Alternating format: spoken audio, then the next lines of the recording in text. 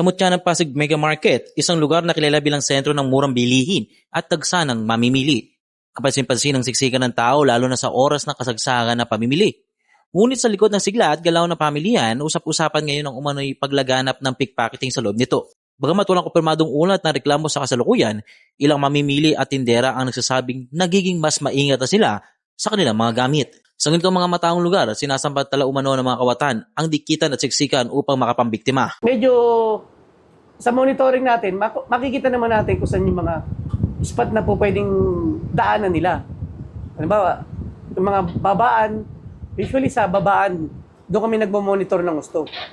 Regarding sa mga dumadaan, lalo pag puno ng pasahero, doon kami nagmo-monitor sa labas. Sa CCTV naman, once na may magtimbre sa amin na may kailangan pasundan, mamamonitor namin kung papasok sa labas o nasa gilid lang. Paano kung markado? Ayun, ano yun, pag gano'n na, kumbaga, markado na siya, automatic yun, kailangan namin sundan. Or on the spot, pwede namin i-hold for verification. Kasi, minsan, kahit sabihin mong markado na siya, although wala pa namang ginagawa, pwede mo naman siyang i-hold para hindi na siya makagawa ng hindi maganda.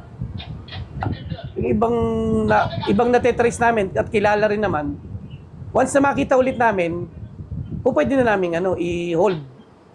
Ang problema lang, hindi nagtutuloy yung iba. Minsan, minsan naman kasi, yung ibang nabibiktima, nakuha yung gamit,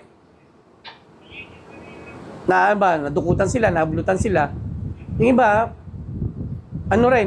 parang naaawa rin, nakuha yung gamit, hindi na rin na tinutuloy. Pero most of the time, may nagtutuloy naman.